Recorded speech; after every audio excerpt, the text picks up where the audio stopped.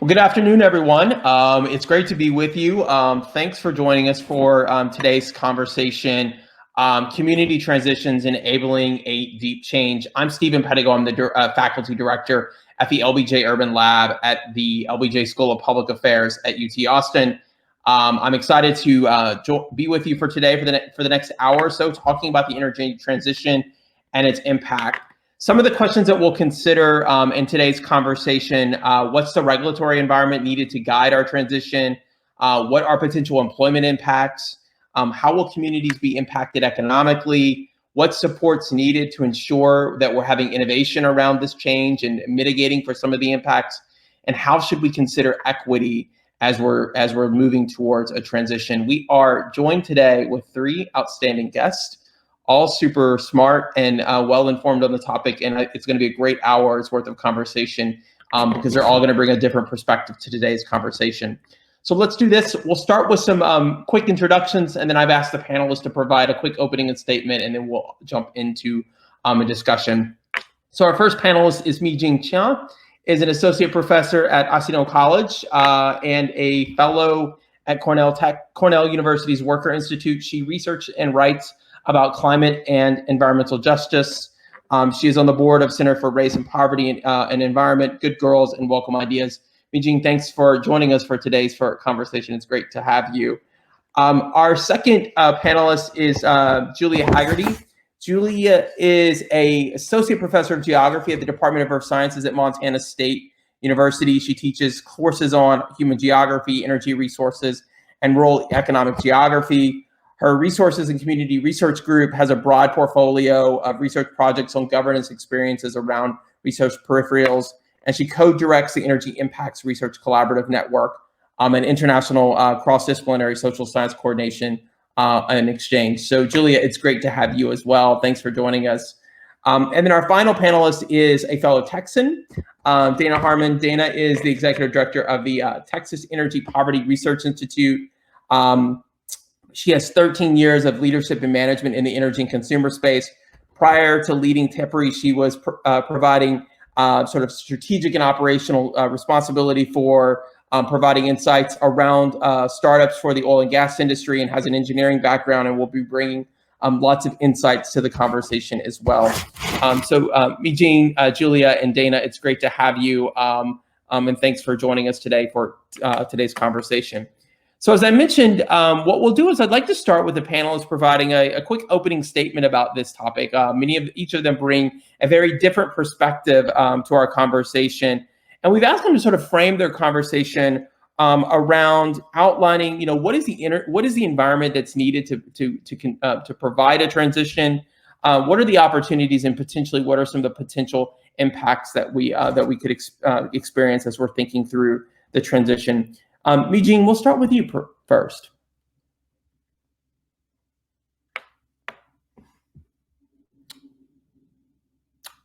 Mi-Jing, you're muted, my friend. Sorry about that. Thank you so much. My name is Mi-Jing Qian, and I appreciate the promotion, but I'm actually an assistant professor at Occidental, but hopefully someday will be associate. And I just want to talk, very briefly about some ways that I think about energy transitions and how to frame them. So the first question that I really think about is, what are we transitioning into? When we talk about the low carbon, transition and energy transition, it's beyond just the energy transition, right? And as we think about what are we transitioning into, I think that naturally brings up questions about what kind of jobs are we creating, how will workers be impacted as we transition away from fossil fuels, and then how will communities be impacted that are dependent upon fossil fuel extraction and use for their revenue. And I think this also brings up another issue and what about people who have been excluded from the fossil fuel economy, right? As we transition into a low carbon future, it cannot be that we're just focused on fossil fuel workers and communities. We could really think of, as Manuel Pastor says, a colleague of mine, as we transition, a just transition is a transition to justice. So that's why things like, labor standards, for instance, or what the quality of jobs that we are creating, the access of the jobs that we are creating, these things are equity concerns, as we call them, are really important as we transition away from using fossil fuels. The second point that I think about then is that the power part about when we think about transition. So part of the reason why we should include things like labor standards and equity concerns is that we need to build a broad-based coalition so that we can build the power to actually pass the climate policies that will result in an energy transition. Right. So there's a technical aspect of the energy transition, as we switch fossil fuels, into renewable energy, but we actually need policy. We need a really healthy, robust policy arena and environment where we can actually push ambitious policies that will then result in an energy transition. And in order to push those policies, we need to think about power and how we build power and how we build power on the ground to then, have that ground up support we need to push these ambitious policies. So the last point that I'll say, just to wrap up so we can have a robust conversation, is just, when we think about the opportunities, I really think now is a time when, equity concerns, for instance, are really becoming more and more prevalent when we talk about climate discussions. We've really largely moved away from this technocratic approach to climate change and really thinking of the socioeconomic concerns of climate change. And that to me is a huge opportunity. For years, we've really struggled to have issues like race and class be integrated into climate policy. But now I think this idea of climate justice has really taken forefront. We're moving away from climate advocacy to climate justice advocacy. And that to me opens up a lot of opportunities and possibilities for these broad-based coalitions that we need to really build a just low carbon future. Thanks so much for that. Julia. Hi, everyone. Thanks for those great comments, Nijin.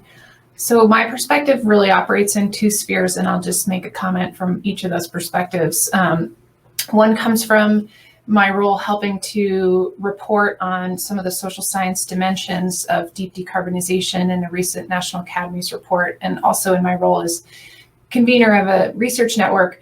I have a little bit of a broad view of the landscape. And one of the things we really emphasize in the Academy's report, coming from that broad view, is just to remember that when we think about the full realm of vulnerable groups in the context of an energy transition, it goes well beyond what we see often in the media. So while workers and while coal mining communities are really important, one of the things we do in the report is really think about all the different kinds of vulnerable groups.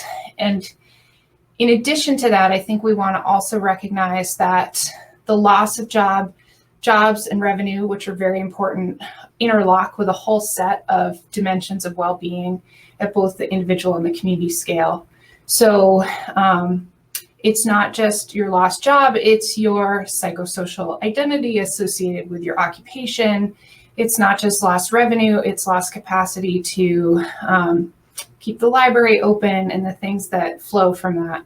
So those are just a few examples. And I think we're really at an exciting moment in kind of academic scholarship where we have lots of really fabulous scholars who are beginning to tackle understanding these vulnerabilities from their different disciplinary perspectives and putting them in a shared dialogue around transition. And that's one of the great things that sort of the transition discussion does for us, is create all these intersections. At the same time, I do still think we're far away from a comprehensive vulnerability assessment. And so there's lots of work to do and lots of policy that can support that. And then secondly, I'll just mention from my perspective, living in a resource periphery and working with communities and economies that are peripheral to kind of the core economy, I really see two sets of issues that sometimes those who are very forward thinking about climate transition struggle to reconcile. And that is that direct replacement for jobs and revenue is not on the table in these places. The spatial and temporal dislocation is very real. And so to constantly be pushing these communities to think about their next place in, the clean energy economy, I think does a little bit of a disservice. And we really need to think about what is this social contract with from those of us who have benefited from the resources in those places, to keeping those places whole, even if they don't have a role as an exporter of energy in a clean energy kind of future. And then also in those spaces, I see real challenges with just recognizing, as Nijin said, that power is everywhere. And so there are some risks as we pay attention to those places. We really also want to keep aware that power operates within communities, it operates within regions, and there's risk of industry capture and elites kind of controlling transition dialogues in ways that can reproduce, and potentially exacerbate existing inequalities. So that's something we also really want to pay attention to. Great, thank you. We'll come back to many of the points that each of you are bringing up, but this is terrific. Dana, would you like to provide some initial thoughts? Sure, happy to. Thank you so much for having me. I love UT's Energy Week, and it's always such an honor to be able to participate in these discussions. And I do agree largely with what my colleagues Mijin and Julia have said so far. At the Texas Energy Poverty Research Institute, we do tend to take a bit of a different approach where we're largely looking at residential energy consumption and its effects on the quality of life for vulnerable communities. And, I like to begin with UN Sustainable Development Goals. Goal number 7, as I'm sure many folks in this audience are aware, is affordable and clean energy for all. And, I love their quote that energy is central to nearly every major challenge and opportunity that the world faces today, be it for jobs, as we've discussed, security, climate change, food production, or increasing incomes. Access to energy for all is essential. And so as we're moving away from an energy supply that's dominated by fossil fuels to a more diverse fuel base, it's critical, as has been mentioned by my colleagues, to ensure that the transition is just and that all communities have equitable access to affordable and clean energy. I think the reality is that we've seen that past transitions have maintained exploitative social dynamics that have really, kind of proven or ensured that low-income communities and communities of color continue to be placed at social, economic, and health disadvantages. And if equity is not centered in our current transition, then there's potential to continue those exploitative practices.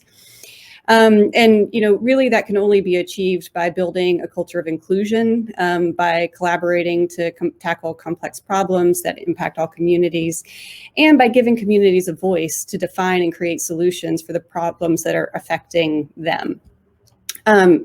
Since about 2016, here at TEPRI, we've studied energy insecurity in Texas. And really that means the inability to adequately meet basic household energy needs. So we're an independent research institute with a mission to inspire lasting energy solutions for low-income communities. And, we believe it's our responsibility to provide evidence-based research to help inform solution development, solutions to energy insecurity, equitable access to resources, and ultimately an equitable energy transition. I must say here at the outset that the compounding effects, the compounding crises of really the last year, from the pandemic to the winter storm and the blackouts here in Texas, really demonstrated time and time again the disproportionate impacts. People without access to resources have a harder time weathering shocks like those that we experienced, whether it's increasing energy costs, which we have to be very mindful of in this transition, or extreme weather events like Hurricane Uri, Winter Storm Uri here several weeks ago, or Hurricane Harvey previously here in Texas. So we really must find ways to address the disproportionate social impacts in our energy system planning, and make sure that we center those communities that are most vulnerable to its impacts. I know we have a lot more to talk about, so I'll pause there for now, but I look forward to this discussion. Yeah, no, this is great. I think a lot of each of you have helped frame an issue around narrative, regulatory environment, the way we think about equity and inclusion at the center of this conversation, and then obviously thinking about impacts as well as just opportunity as well. I want to start by building off all of your statements and go back to this question about the regulatory environment, particularly as we talk about equity and power, which is something that is really important as we're talking about really thinking about how to frame this issue from an inclusivity standpoint. As we consider the transition, broadly speaking, and anybody can jump in on this, what do you see as the type of regulatory environment that's needed to facilitate the transition that you're all describing? Throwing it up, it's a jump ball for the group. I can start with one thing that we have in my own research group looked at is just the necessity of consistent and clear policy when it comes to what energy standards are. The absence of clarity and the conflictual environment between different state policies that exists is a real problem for spurring the kind of motivation to address transition at the community level. That's not to say it shouldn't be coupled carefully with programs to mitigate impacts, but the fractured environment has been really quite painful and exacerbated a lot of problems in the resource periphery kind of places that we work. Okay. Other thoughts, Eugene? I would, definitely echo what Julia is saying. And I also think, we need to move away from the deregulatory past that we've had, right? I think that we're noticing that, markets don't necessarily, especially for when we think about delivering equity, right? Markets are not great at delivering equity. So I think we need a robust, strong regulatory process. But more than that, I think we also need enforcement, right? Like, I think we have actually a pretty good regulatory system. It's just that so much of it is not enforced. That I think instead of thinking about, new regulations that we need, if we just enforced our existing regulations, I actually think we'd have a much stronger economy and be much farther along in climate policy. Dana, how do you see this playing out in Texas? Interesting question, and certainly an interesting place to be doing this work. So I agree with Julia's remarks earlier about the need for really kind of defining equity metrics and defining what equity means, and making sure that we have data and access to data, and that we agree upon the framework by which we measure what energy equity is and means. And I would say that broadly we need a regulatory environment that recognizes the need for community participation in rulemaking and solution development processes. And we borrow from the work of the Movement Strategy Center that fosters democratic participation and equity through community-driven decision making, really kind of bridging that divide between community and governance. And Texas is such an interesting place to do this work. The diversity of the Texas retail electric market makes it a really interesting test bed in some cases to really explore the range of solution that can alleviate, chronic energy insecurity, which is a lot of our work, and really test different models related to the energy transition. The reality is, here in Texas, about 58% of residential accounts are served by the state's competitive electricity market, with the remaining customers being served by municipally owned utilities or electric cooperatives. And so here, in terms of the context in which we work, we'd like to make sure that we are focusing on solutions that can work in each of those contexts. Mm-hmm, mm-hmm. So as we sort of think about roles, right? Sort of roles of the private sector, roles of the public sector, and maybe even universities, as we're thinking through this transition, how do each of you sort of see the roles of sort of the public, the private, and even sort of the academy in sense in helping to push this transition forward? Eugene, maybe we'll start with you. Sure. I actually think that I'm not a big fan of the private sector, I'll just say. I think that the public sector has a very strong role to play because, a lot of the things that we need are better done by the federal government. Like, for instance, from the basic of like wage replacements, healthcare, insurance continuity, those are already public programs. So expanding those and ensuring that there's, equal access. And then, as we think about, as Julia mentioned, diversifying these economies, we're not going to have a one-to-one replacement, right? So when we think about seeding new industries and the time it takes for those industries to then take off, that is really more appropriate for the public sector to be able to absorb those financial losses as we think about long-term planning. It's something that can't be done on like a quarterly basis, with the need for quarterly returns. So I actually think there's a really strong role for the public sector. There's also a role for the private sector, I'm sure. But yeah, I'll stop there. Okay. Anybody want to jump in and outline maybe the role for the private sector? Any thoughts on that? I'll jump in with a few thoughts there. So it is quite interesting because I absolutely agree. There is the opportunity for federal programs, state and local programs, and again, coming from kind of the residential energy consumption perspective, those programs are incredibly important in terms of utility bill assistance, in terms of weatherization, energy efficiency programs, access to solar, and have an incredibly important role to play. But I'd also just like to acknowledge that there are some interesting models that are coming out of the private sector, some of which we're, organizations like ours and other research institutes are involved in, really trying to say, okay, how can we work within the construct of the market and design solutions, such as, for example, community impact solar solutions that can directly deliver benefits in the form of, in one example, of energy stipends to communities who help really design the model in the way that it works. And so I do think there are opportunities for innovations like those that are coming from the private sector. But I also, not to be too cliched with this one, but I think that there's the opportunity for the public-private partnerships and also a role for philanthropy to come in and play an important role in kind of seeding those and investing in those ideas that look like they have the opportunity to scale at large. Yes. So I'll pause there. No, that's great. Julia, any thoughts, additions to either of the comments made earlier? Well, I think those are all great comments. And certainly we're looking to sort of find some balance between individual entrepreneurship and private entrepreneurship in rural economies and the role for publicly supported services at a variety of scales. I think one of the things that Nijin touched on that's so important is just recognizing that we need patient capital and patient investments.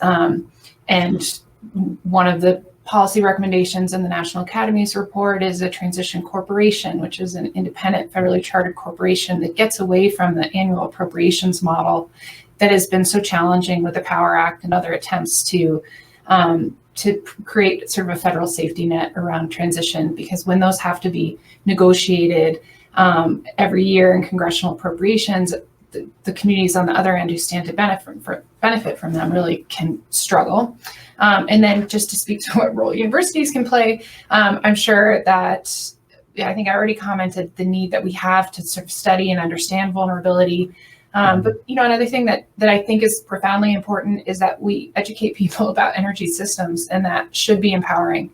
I'm teaching energy resources right now in Dana. My students just did an exercise using the Montana LEAP data and it blows their mind to see, household energy burdens. And this is not widely taught, beyond maybe engineering classes. And I think even isn't still in sort of climate focused curricula, is just really understanding how the energy system works and how citizens, whoever they are connected to it. And so empowering decision-making at the local level about things like community solar really also, necessitates a certain level of literacy that hopefully public universities like mine can get better at that and really build it into our curriculum. Mm-hmm. That's great. Just as a reminder to those that are watching, if you've got questions for the panelists, you can actually submit questions to us as well using the button that's at the top right near of your screen and at the viewer link. So please do send us questions. We are going to open it up for audience questions, and we'd love to get your take on these issues as well. Dana, you were going to add on to Julia's comment before I jumped in there. I was, and I apologize for disrupting the flow here, but Julia, you mentioned something that I did want to touch on, actually two points that I wanted to touch on there. Firstly, I wholeheartedly agree with you about, kind of raising awareness with students about energy burdens, energy equity, what this means. I think there's a huge opportunity in our university systems and in our K through 12 schools in those regards. And I'm always, really blown away by the impact of students in this work, and the idea that people doing this work can go take this with them in their future careers where they might take them. The other point that I wanted to come back to that I failed to mention earlier really about the impact of the scholarly work in universities in this space. And that is that I think it's incredibly important, as the one non-academic on this panel. Sometimes we see our work at the Institute as sometimes being the bridge from the world of academia to, real world test case scenarios, and really helping to take models and frameworks that are coming out of the literature and try to apply them on the ground. And then create feedback loops, about what's working. And I think that's an incredibly important part of the thought leadership and the scholarship in this role. So I did want to acknowledge the role of academia in that space. I agree there. Mm-hmm. So Mijin, going back to your comments around the role of of government to the public and private sector, a question from the audience that came up was just a little bit more on your justification for why you see government as being the best solution for ensuring this transition. Provide us a bit more insight there, maybe.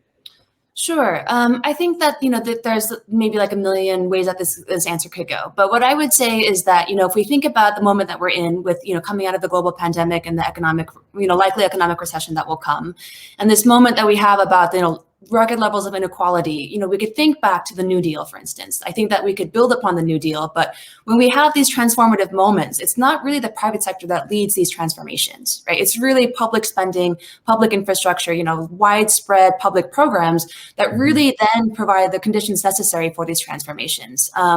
We could think about the vaccine rollout, right? Like that's all through government's programs and government support that we are able to do this widespread nationwide vaccine rollouts. There's obviously inequities and things that can be improved for sure. But when we think about what needs to be done on a nationwide scale, I just think it's hard for me to understand or to picture it in a way that would be market-based, that wouldn't result in like Silicon Valley having the best energy systems and the rest of and Kern County having none, right? Like if we think about it from that perspective. Mm-hmm. So Dana, just to continue to build off this, another question from the audience, and then we'll move on to talk about opportunities and impacts. And it's getting to the point of public-private partnerships. You mentioned some interesting public and private partnerships that were starting to emerge in this space. And the question from the audience is, what are some of the successful attributes or that are making some of these partnerships have potential between the public and the private? That's a good question. And I think some of what the momentum and the projects that we're working on, in some cases, starting with, for example, cities' climate planning processes and looking at kind of the goals of those processes and what opportunities are there to access public funding to help achieve those goals. But then importantly, I think there are opportunities to, ask communities what they want in terms of what the transition should look like, which in some cases takes the form of market research, right? It looks a lot like, trying to understand what it is that consumers are looking for. And what we've seen is that if we can, go to, for example, solar developers and saying, hey, look, we're seeing this demand, these funding opportunities, and we've got the support of the local government because we're trying to achieve these goals, you can start to kind of align and put these puzzle pieces together in a way that, results in what I'll call, for lack of a better term, an energy impact project that, may not be necessarily the full solution, but ideally those types of projects that can scale and don't require, necessarily constant subsidization or constant funding, but can start to scale on their own. And so, I talk about these concepts. These things aren't happening widely out there in the market. I don't mean to Sure. paint with rose-colored glasses, but I do think that the potential's out there, and we're starting to see some traction and momentum. Great. So again, if you've got questions, feel free to continue to submit those. We'll go through those as they're coming in. It's great to have your thoughts and questions as we're going through this discussion with our panelists today. I do want to move on now to talk about opportunities. We'll talk about impacts and challenges, but let's talk about the opportunities, particularly opportunities for this transition that it maybe creates around employment, innovation, the impact for climate, other things. I'd love to talk about the positives before we talk about some of the challenges. So maybe, Julie, we'll start with you. Opportunities that you see with the transition in terms of obviously employment, innovation, all those types of things that I just went through. Well, I might be a tricky one to say to comment on this because it's not really at the forefront of my research, but having been looking at some national studies, clearly the promise is that the net number of jobs will improve. And the question is what kinds of jobs those will be, where they are, what kinds of what quality jobs they are, and a lot of that has to do with policy decisions that are being made. So I tend to be brutally honest, I think, when it comes to sort of promising that there are lots of opportunities. The obvious other opportunity is that in remote landscapes that have historically been tied to industries that come with a lot of public health costs, both for workers and for the environment, there is an opportunity for a cleaner future. That doesn't mean it doesn't come with costs, for individual households and incomes and things like that. But to look to a future where people are participating and generating energy and distributing energy in ways that don't create the kinds of health risks we live in now, of course, that's a profound opportunity that is really, can't be overstated. Mm-hmm. Mijing, what about you? You obviously spend time thinking about impacts and maybe opportunities. Thoughts on this question about what are some of the opportunities a transition creates? I think, Julia's point about making, diversifying away from these polluting industries is really important. We really do have an opportunity to recreate not just our energy system, but kind of how our equities, how equity has been addressed in these spaces. And I think, the fact that we're having this conversation even, I feel like is a good step forward. And the fact that, Dana's work is so important that we're actually understanding that there are social and economic consequences to what has largely been seen as a technical and scientific issue. I think, that provides opportunity for us to kind of have more holistic solutions and more of a holistic approach to these challenges that are not just based on the actual energy source. Mm-hmm. Can I just jump in and say one thing, which is that from one of the things that we really try to emphasize is that the need for legacy remediation is actually a huge economic opportunity, and one that we risk squandering if we don't enforce and pay attention to. As Mijin said earlier, we have good policy in place to ensure remediation. We just have to choose to implement it, and if we do that systematically at the local, state, and federal level, the opportunities for individual workers are actually, again, not one for one, but they're much better than they would be if we fail to do that. And so the future landscape looks quite different in resource peripheries if we address remediation, if we don't. And in the best case scenario, it really is, a significant improvement in the landscape. Mm-hmm.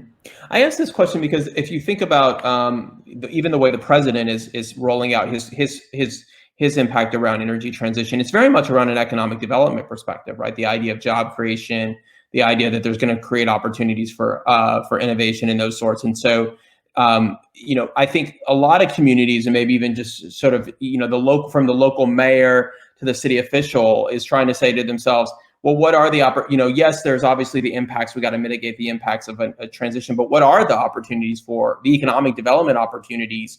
Have to also be communicated to the public as well. Dana, do you have thoughts on that question or that perspective? I do, and really kind of building off of both what Mijin and Julia have kind of already set up for us.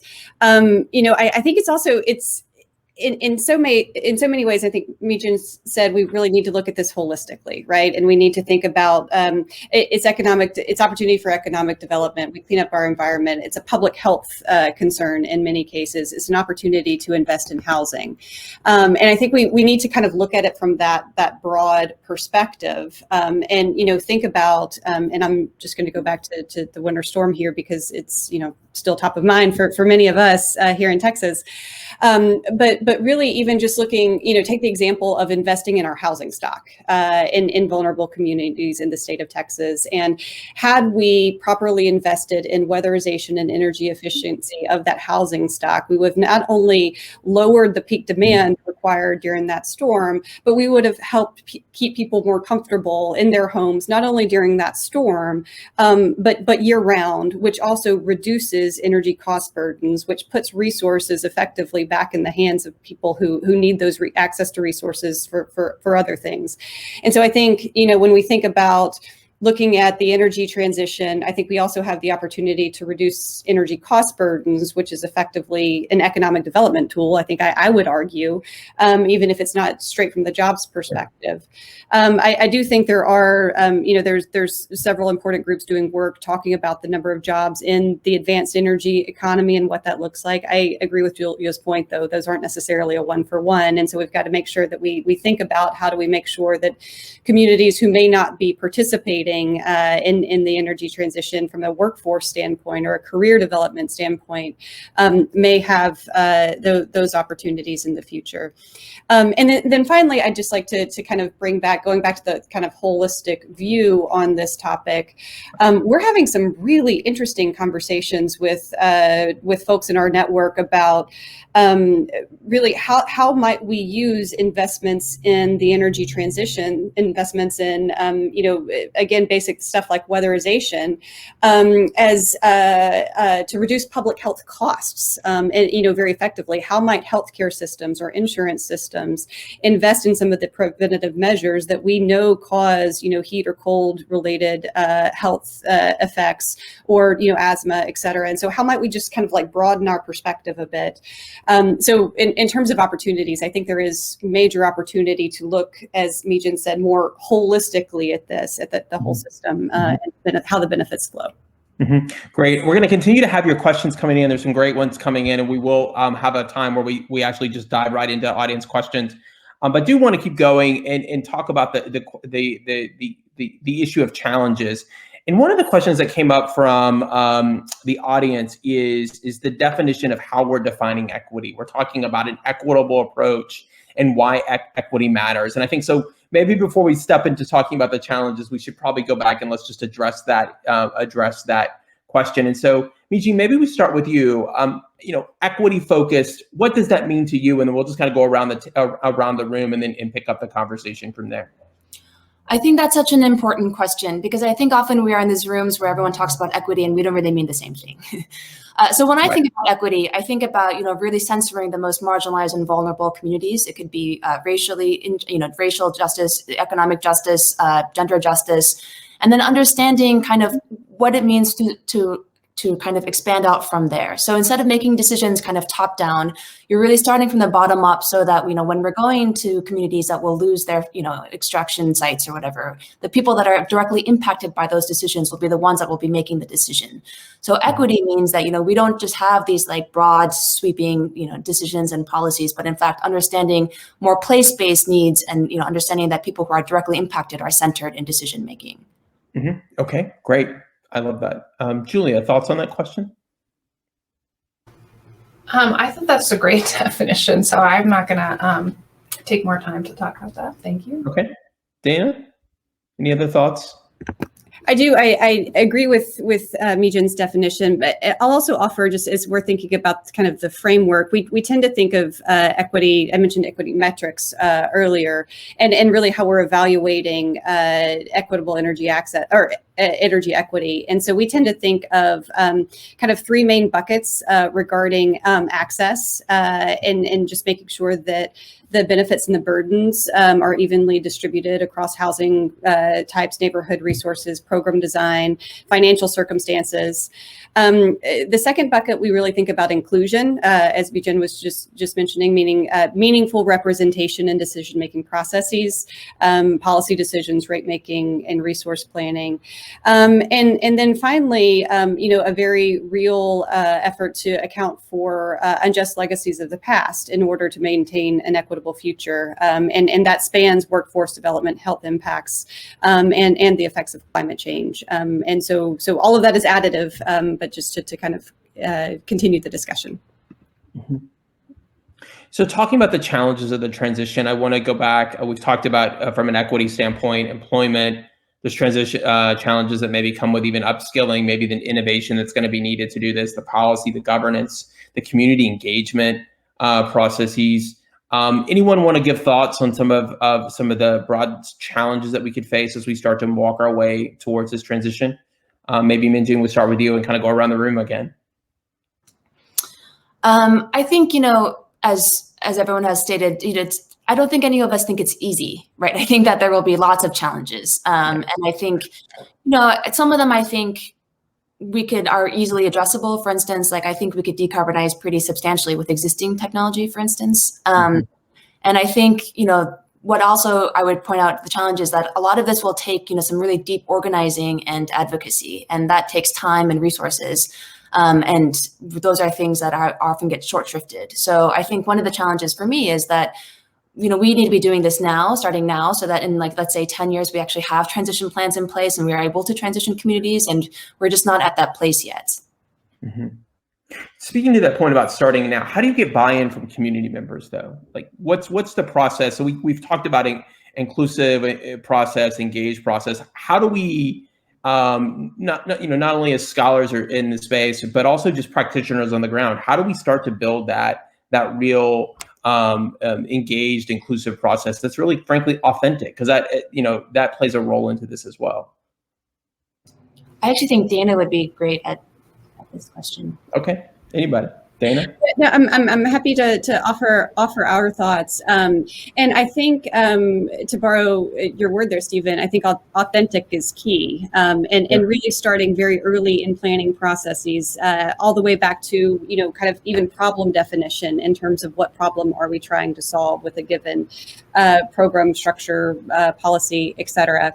And I think it's incredibly important that communities are involved in both the planning, the problem definition, the design, and the process, the full way through. Which also, I think, going back to what Jen said just a moment ago, has to do with making sure that communities are adequately resourced to organize and to collect thoughts, and that have fair compensation for participation in these processes. And we recognize, the lifestyle or life choices that,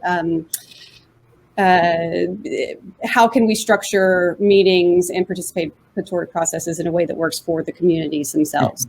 I think it's an important piece. So we're talking about resources to ensure this process is authentic, inclusive. Where do those resources come from? How do we think about generating those resources? Is it philanthropic? Is it government?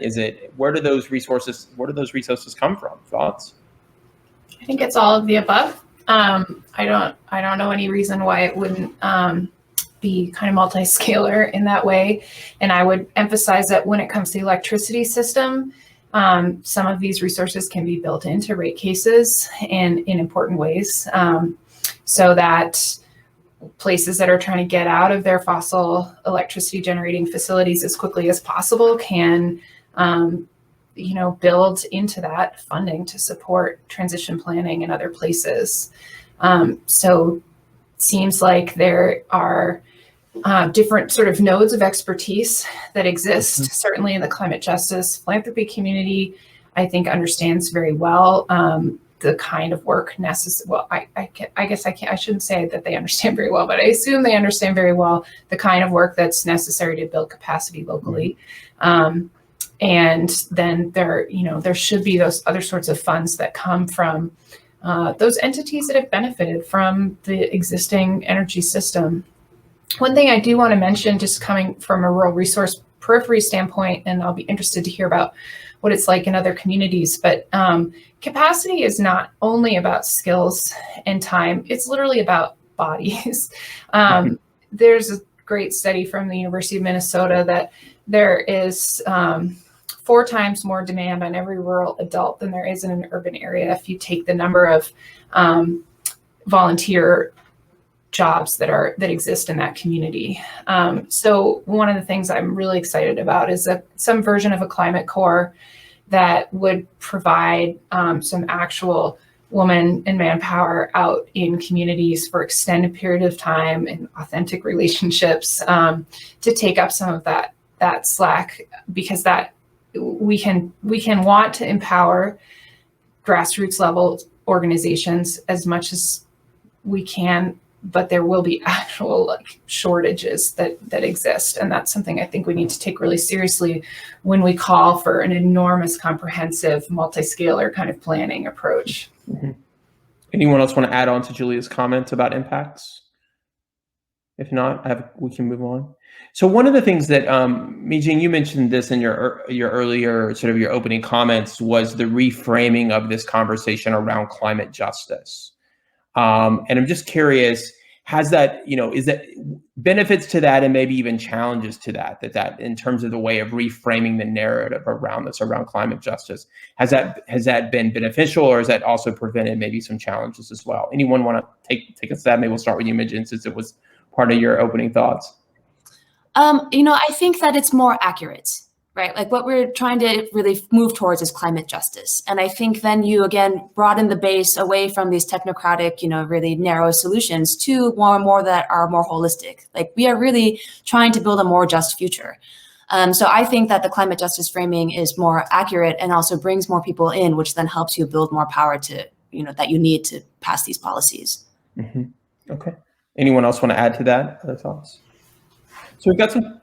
Julia? I don't want to shut down any audience questions. I think it's interesting. No, I guess the only concern I have about a climate justice framing is that I think one of the real benefits of being forced to encounter the electricity system is just to recognize how in many places deregulation and the resulting kind of power structure has worked against consumers, as well as, particular sectors that participate or places that participate in the electricity system. And there's, I believe, a risk of recreating that even in, a climate friendly kind of electricity regime. And so I'm sure Mi-Jing agrees with me that to the extent that we can also just talk about the political economy and use this as an opportunity to talk about the political economy is important. And I don't know what the word is there, but I think sometimes we can think climate and get sort of focused on the climate science and planetary health and recognize, fail to recognize that the way the economy is structured is really profoundly important in here, regardless of kind of what the greenhouse gas footprint is of our energy use. Mm-hmm. Very good. So let's go to some audience questions. We've got some interesting ones that have been submitted, and if you've got other questions, feel free to send them in. So one of the questions that, sort of broadly speaking, and any of you can take this, was just wanting us to talk about the implications for agriculture as we talk about the energy transition. Does anybody have thoughts on that? I mean, I feel like I should take this because I'm from Montana, but I'm not an expert on kind of what cost replacement looks like if we're talking about electrifying, particular fleets and those kinds of costs that might occur in agriculture. But I think that the importance of agriculture as a potential source of places where we can get some really beneficial emissions reductions is something that always has to be kept part of this dialogue. And sometimes we live in a world where we kind of separate out the technocratic energy grid from greenhouse gas sinks, and sort of ensuring that, again, we develop an economic system around rewarding sequestration that is equitable and just, is, one way I would start to ask questions about that. Mm-hmm. Anyone else want to add to that? Other thoughts? So another comment that came in for the group was talking about best practices through the energy transition, maybe across the state, across the country, or maybe even, Frank, that meant global best practices that could be applied to the state of Texas. Any thoughts on any best practices that we should be looking to and saying, these are great ideas, they're working in this community, maybe we should think about exporting them or trying them in other places? Anyone have any thoughts on some really good case studies, examples for us? Dane, I'm sure that you guys are thinking about that as you're doing your on-the-ground work. Yes. So in terms of best practices, it's very interesting because I still feel like with regard to the energy transition, I would still say that we're in a mode of learning what's working and learning as we go. So as I mentioned, some of the work we're doing with regard to community impact solar models, there are a few best practices practices that I might put forward that feel like they're emerging there. The first involving community participation, community-based problem definition and solution development from the beginning, I think is quite critical. There's another piece of that is, when we talk about again, our work is largely focused on equitable energy access, and this is a bit less on the kind of jobs and economic development pieces we discussed earlier, but really thinking through what are the existing barriers to access? What are the things that are preventing people from participating in models that are existing now? Things, in our cases, like access to capital, access to financing, home ownership, and those types of barriers. And how can we get creative about how we might circumvent those barriers? And the models to put forward models that may or may not work. I think another best practice that I may put forward, and I see a lot of philanthropy kind of investing in this concept, is really connecting communities and organizations that are doing cool stuff out there and sort of supporting people learning from one another. I know some of the work coming out of UT and others has shown, pockets of kind of innovation that are emerging. And I think there's really powerful things that can happen when you provide, in some cases, we're talking about community capacity building earlier, but backbone support to kind of connect those networks and provide opportunities to learn from each other. So I think those three maybe I'll put forward with regard to community engagement, acknowledging and getting creative about how we access address barriers, and then capacity building and building networks. So we've got, so Julie, Dana, thanks for that. We've got a great question from one of our LBJ students, actually. So I'm excited to ask this question, who's joining us today. This person says that they're less interested in writing policy and more interested in the implementation of policy. And so if we could imagine that a bill like the Green New Deal would pass, in what institution would we start with sort of this idea of how to actually implement policy? Any thoughts or takes on that question?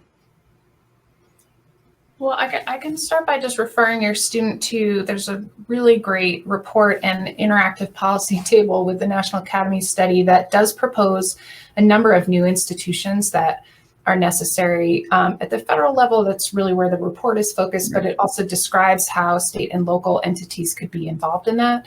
And some of the critical new institutions have some analogs in what's been emerging in the Biden administration, but that includes, for example, a National Transition Task Force whose responsibility it would be to kickstart things like a vulnerability assessment, a national vulnerability assessment, determining what equity metrics should be used across agencies when it comes to thinking about program implementation. And then something that I think many of us from the social sciences on that report are really enthusiastic about is the idea of regional hubs and state offices that can coordinate to kind of work to translate kind of local visions into aggregate scenarios that then can receive resources and funding. And none of those things really exist in a meaningful way right now. Certainly there are some states and municipalities that are doing some really interesting work, but as a kind of national landscape, it's very uneven. So those are some of the things that just a few of the institutions, so there's literally, I can't remember, 200 policy recommendations in that report, and you can filter them by different things like communities and workers. So I would start there. Okay, great. Any other thoughts on that? Or I think Julie nailed that question. That was terrific. So we're near the end, and so I want to go back to some of the questions that we had talked about in our preparation for this panel, and it was about sort of what makes us hopeful about this transition, and then sort of maybe what keeps us up at night. And so maybe we'll end with each of you, just as you sort of gave an opening statement, maybe sort of provide some concluding marks about, what makes you really hopeful about this transition, and then what are some things that are concerning to you and kind of keeps you up at night? And maybe we'll start, Dana, we'll start with you on this one, perhaps. Okay. Go the opposite direction. Thank you. So in terms of what makes me hopeful, when I started doing this work here with TEPRI back in 2016, and, in most of the circles in which we were operating, people weren't really thinking about energy and equity issues. When we would talk about those two topics together, we'd get kind of these quizzical looks, and, we kind of had to fight hard to get folks' attention. Now I think in our society at large, I believe that there is a real recognition for the need for equity, diversity, and inclusion across so many sectors. Being that energy is kind of fundamental to the fabric of our society, I think it's really encouraging, and it makes me hopeful to see the work of folks like being done by the folks on this panel and many other convenings, and thinking that it'll help. In terms of what is kind of keeping me up at night in this regard, the stuff is complicated. It's hard, even in this, our short 50 minutes together. We've talked about so many different topics in such a short span, from residential energy consumption to jobs and economic development to participatory processes. And there's a lot to it. And so I do, worry about how might we, as we've discussed, support our communities with the resources required to actively participate in all of these topics. And then finally, I think there's this other part of me that, really yearns for, and I think we're heading in the right direction, but the ability to have, informed and nuanced conversations without going straight into our corners about, what the solutions are, because, oftentimes the right answer is kind of somewhere in the middle. And so being able to have conversations like this one, I think is a really a good thing. Thank you. Great, thanks for that. Julia, thoughts on closing thoughts on things that are hopeful, but also maybe keep you up at night as well. Well, I'd echo what Dana said, just this, amazing kind of collision of social moments around real attention to racial and social justice and climate as urgent priorities. And I have no idea who's in the audience, but I'm guessing there's some students that are required to be here. And I just feel so inspired and hopeful by how much students are eager to pursue solutions with these kind of requirements that the solutions be equitable and just.